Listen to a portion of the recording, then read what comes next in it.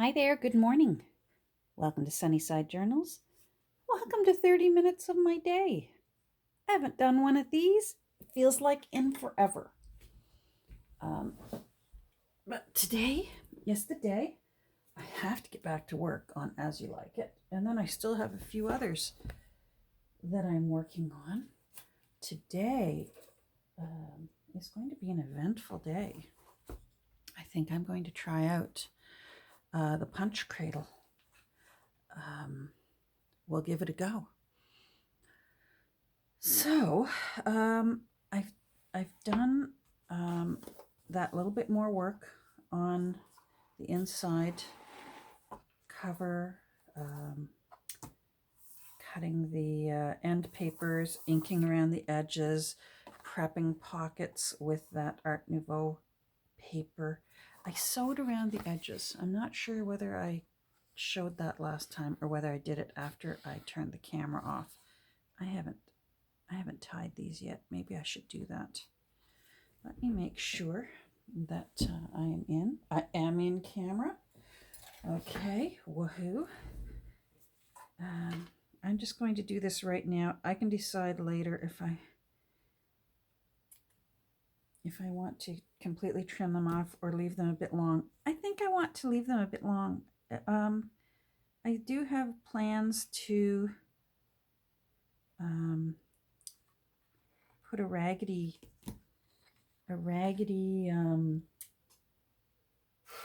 journaling board in this. Let's make sure there's no glue on that. So there will be threads just from the raggedy journaling board. Come on, I'm just popping through the threads that are in the back. I'm popping them through to the front so that I can tie them in knots and leave the threads long.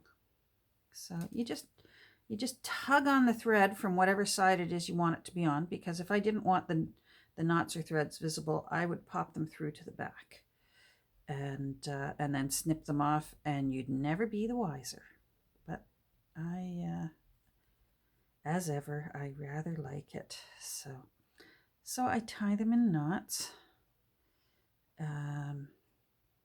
This was a lesson learned when I was first starting to sew paper and cardboard and that sort of thing. I thought, why are all these junk journalers taking the time to tie their threads in knots by hand? Why don't they just go back and forth the way we do when we're sewing clothing? And then I learned why. So in case you haven't done it and you're sitting there wondering why, those of you who know, if you run your sewing machine back and forth a few times on paper or cardboard or a little combination thereof, you most likely will actually just put a great big hole in your paper, and this little side seam would fall off if I did that here. Think about it. What you're doing is you're creating a line of perforated holes here. And you actually can use your sewing machine. Say you wanted to do a little tear off section of tabs. You can run paper or cardstock through your sewing machine that has no thread in it, and it will poke perfectly separated holes into your paper, and it becomes a line, a perforated line, so that you can tear it off the way you tear out coupons out of magazines. Does that make sense? So, but if you go back and forth to, you're thinking that you're going to knot it the way you would when you're sewing clothing. You might, but you could run the risk of actually damaging your finished product. So this takes a little while. Come on. Uh-oh, I may already have it tangled back here, and I do. Let's see.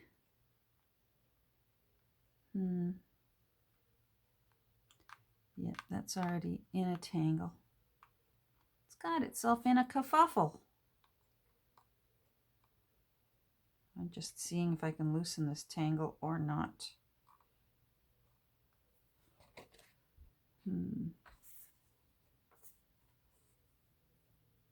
Let's see if I can tie this one. Ah, that one's going to pop up. Okay, let's do this one. Come on, let go. Thank you. So that one's good. We're going to put this one aside and just focus on this one.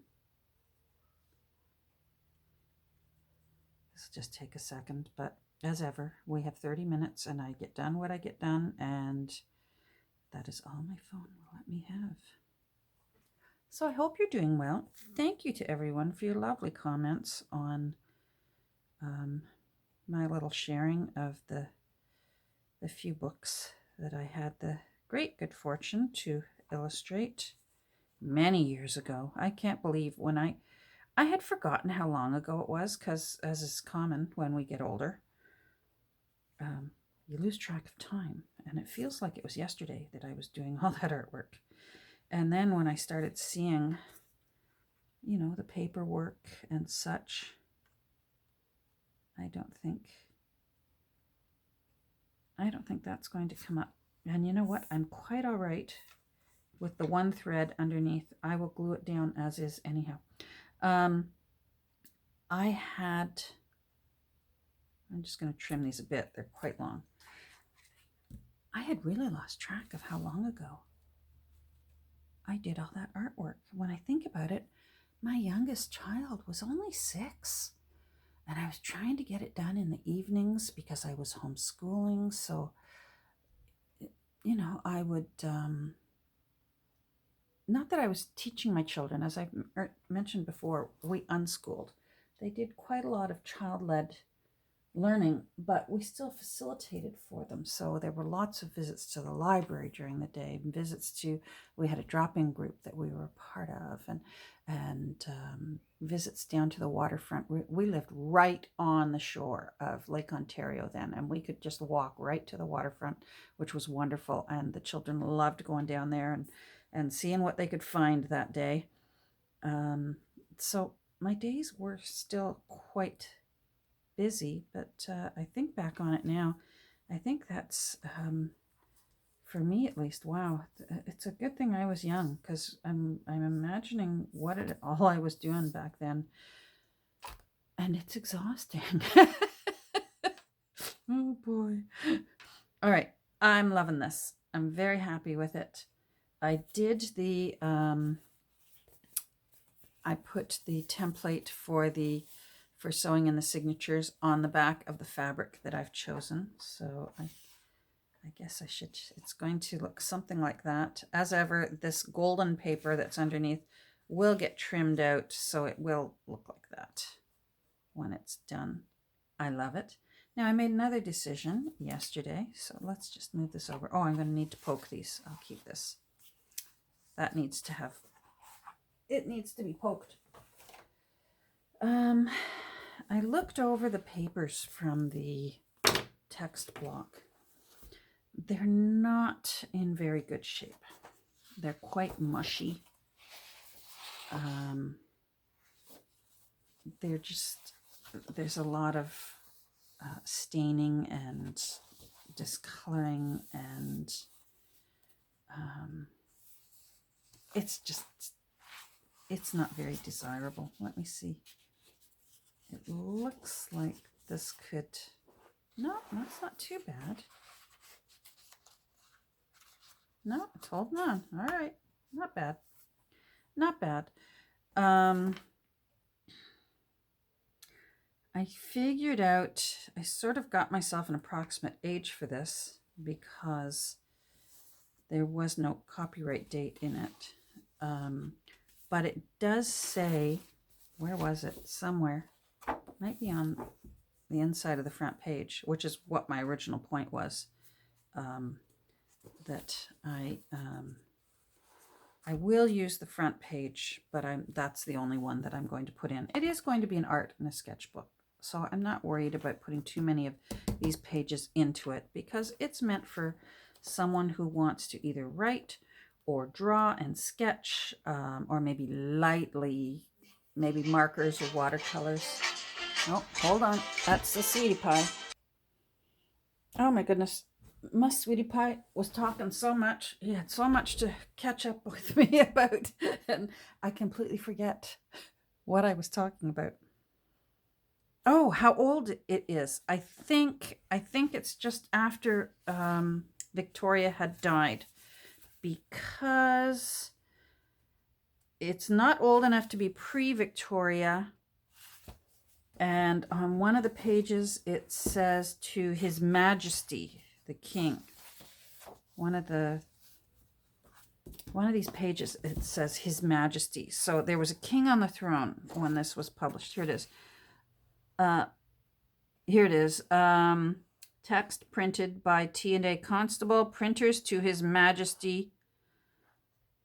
So His Majesty means there was a king on the throne.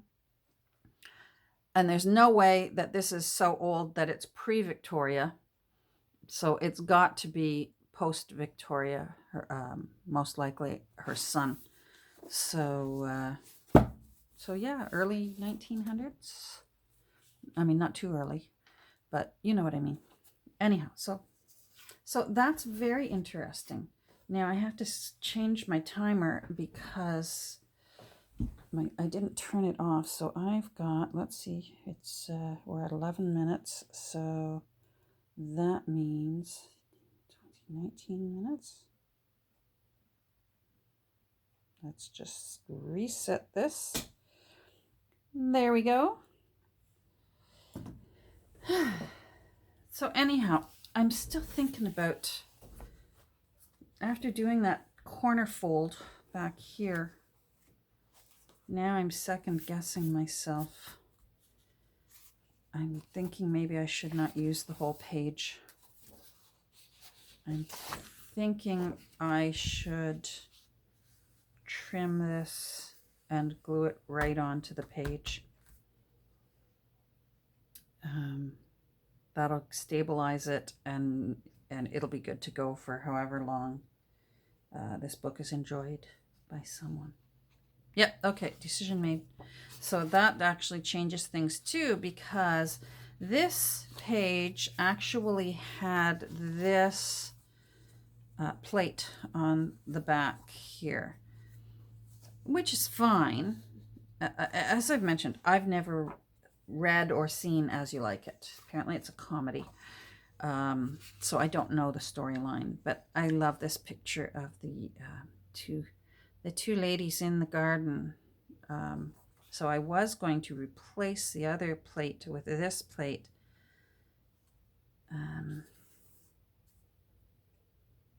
But now I won't. So then I start thinking, should I not put the pockets in, and should I put the plate on the inside?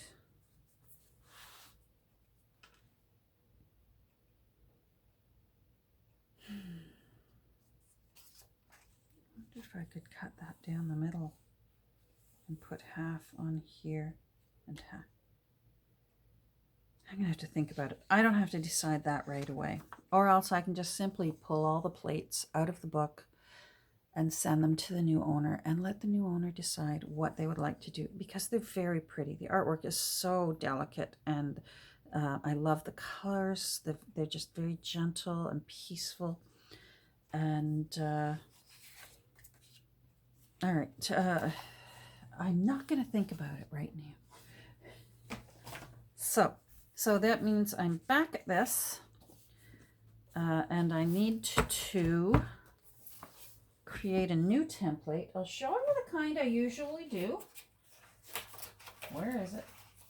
Where is it? Here it is. This is usually all I use. I usually, when I'm cutting the one for sewing the signatures onto, I will cut myself. I will make it extra wide, and then I'll trim it down. And then I put the notches just on the left side, and I make sure I have top at both sides, just in case they aren't mirror perfect. So if it got flipped and I was doing it this way, I wasn't thinking.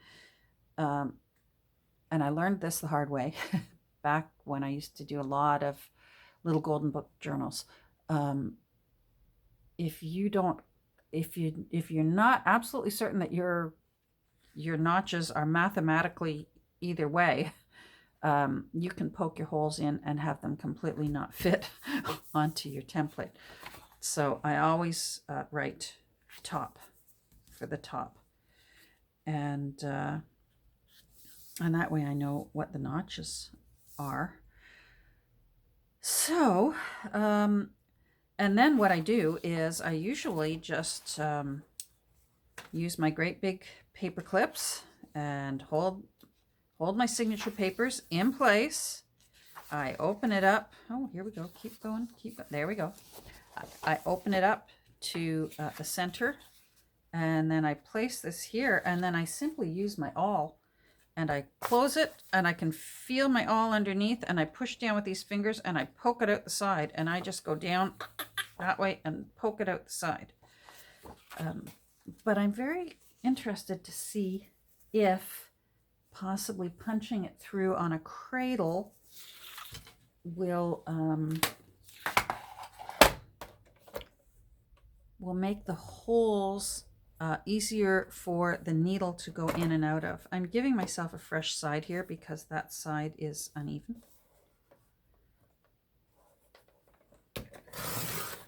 There we go.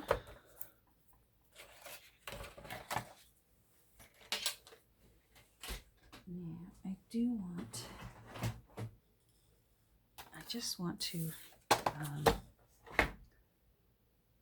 fold this. I feel like I want to make sure I do this right. It's been so long. There once was a time that I poked my signatures with a folded whole template. But when I learned this other version, I just found it so quick and simple, and I certainly never had any problem with it. Now, I usually find this, whoops, this the easiest way to make sure I get my lines even Steven. So, let's see, there. That way I know to, oh, pencil, there we go. That way I know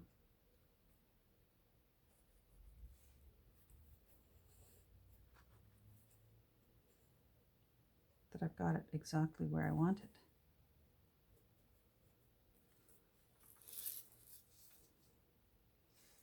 Oh.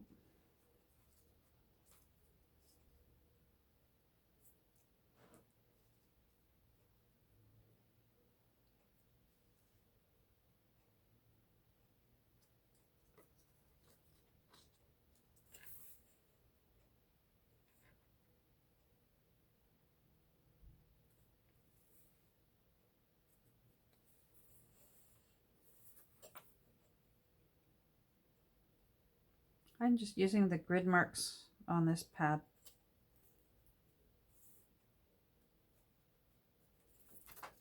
Okay. And let's just marry you up here.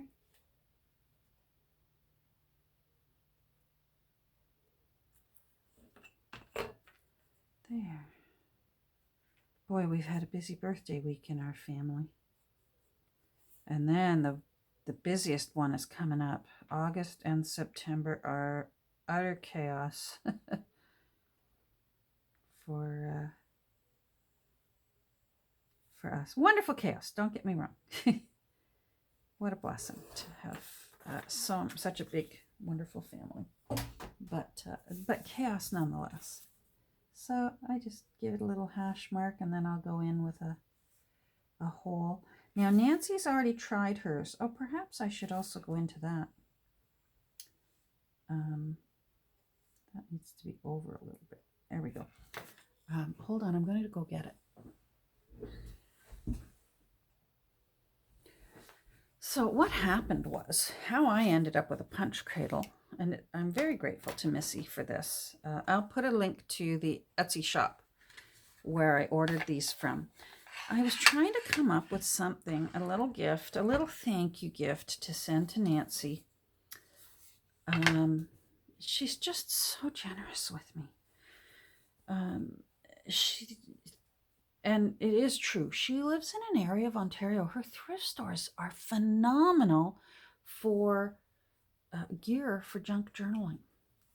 And she's just very generous, sharing with me and taking the time to package it and ship it and all. And there's nothing I have in my room that she already doesn't have more of, and possibly better. She just really has a wonderful wealth of fabulous supplies. And I thought, what could I send her as a little thank you that I know for sure she doesn't have and perhaps wouldn't treat herself to.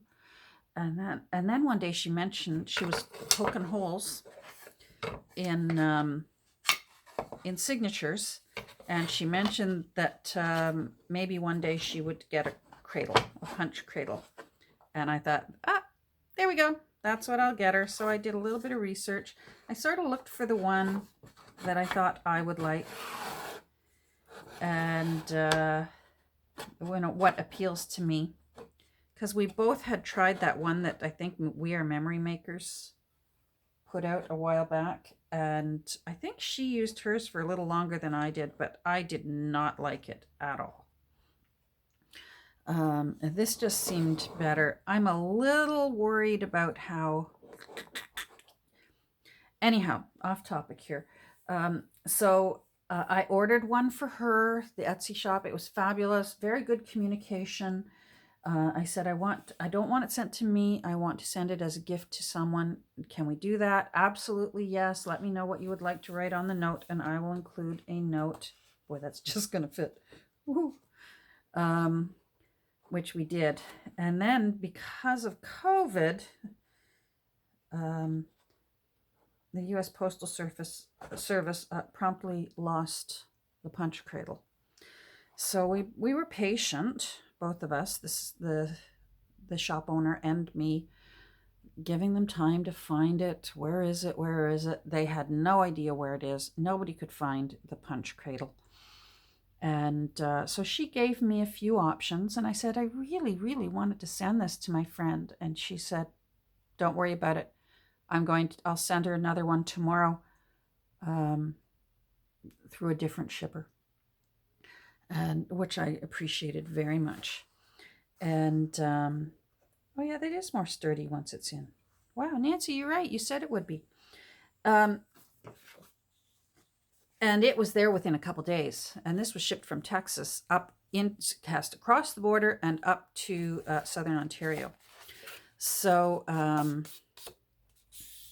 but there was still the punch cradle that was somewhere in USPS limbo. And she said, it's not worth my while to have you ship it back. She said, so please enjoy the second cradle with my kind regards. Which was so lovely, absolutely lovely of her. Very businesslike, and I appreciated that very much. Okay, here we go. So that's how I ended up with a cradle, because it did finally show up. It took a while. I think it took like 5 weeks for it to finally, for them to find it, and then it slowly made its way. I forget where it crossed the border, but somehow it ended up in Montreal, and then it came back down to, I think, Mississauga, and then over to where Nancy is. Anyhow, it was just in time for my visit, and Nancy said, here you go. And there was a punch cradle for me. Hold on, I'm going to get some pins. Okay, so I'm finding some pins because Nancy said that perhaps, oh, there we go. Perhaps it's better to poke it with a pin because it's almost like bottomless under there. There's nothing underneath here. She said the awl goes right through. It'll poke right through to your table underneath, she said, which makes sense. And think about it. Look how thick your awl is. So that's how thick the hole will be instead of that little tippy tip. So Nancy suggested perhaps use a pin or a needle. So I think I'm going to find a needle. I still don't mind a large-ish hole. I find it helps with sewing. So I'm just going to look for a long one that is a bit thicker. And I think we'll try this one. I do have a corsage pin, but it's not very thick. Oh, I don't want to take too long. I want to be able to do this with you here. Let's see. Yeah, this one's a little thicker. I think I am going to try a needle, but you know what? I didn't use paper clips. So let's start again. I'm just going to put a paper clip on and make sure. These papers I did not put into my press because they're not tea-dyed, so they're not bulky. Here we go. Let's do it. So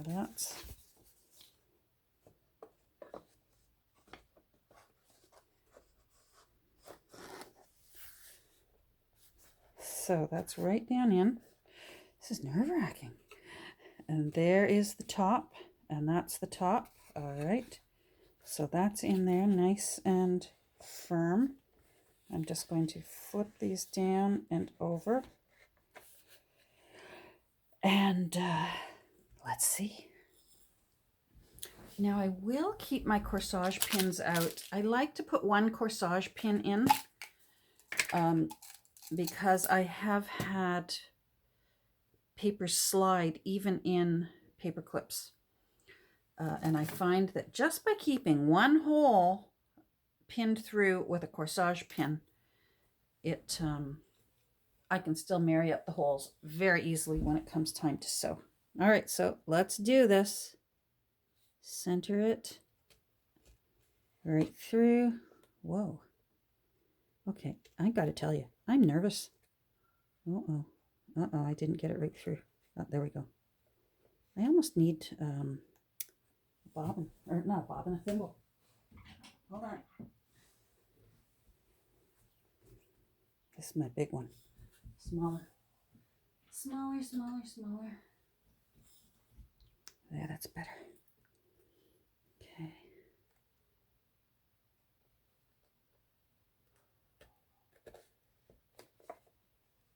You.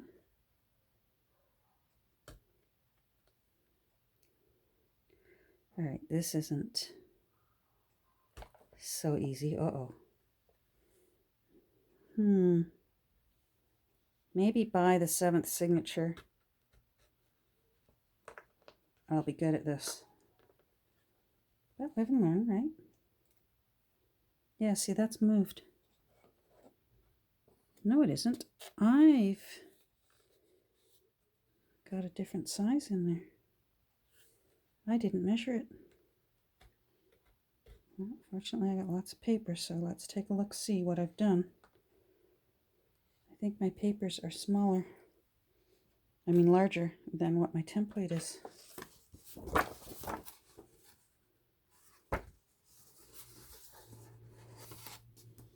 And here's my extra challenge. I'm going to, oh, wait.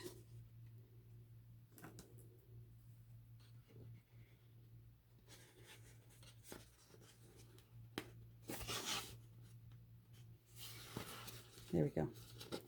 Here's my extra challenge is the papers I've used, I pulled out of another book, right? I cut the threads. So now I've got tons of little holes. And I'm going to have to figure out which ones are actually the holes I want. Now, let's see what I did. It's not too late. I can still either trim papers or else I can make a new template. I'm just going to put those in for now. And let's see.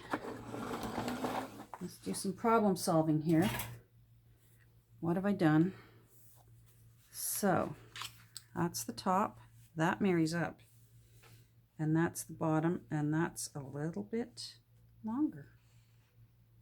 do you see that? It's about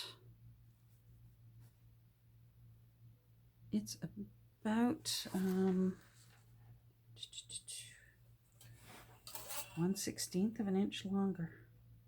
1/8 of an inch longer. No, 1/16 of an inch longer. I don't think it's enough to start trimming. It doesn't matter. Hold on, you. It doesn't matter. You just need the threads to hold it in place. My thoughts are wandering here because I want to show you what I'm talking about.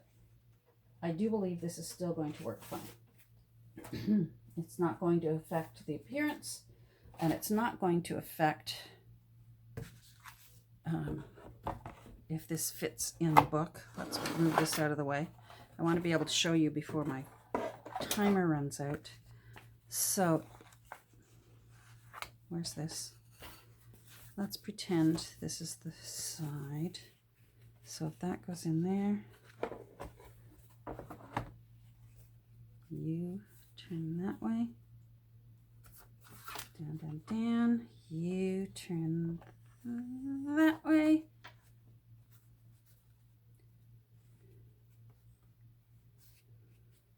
Nope, I'm going to have to trim all my signatures because they're going to be too close to the bottom for what I like. Well, I got work to do. I have to trim 1/16 of an inch off the bottoms of all these signatures. 200 pages. Oh, joy. Well, I know what I'm doing for the rest of the afternoon. Well, thanks for joining me. And lesson learned. I did like it.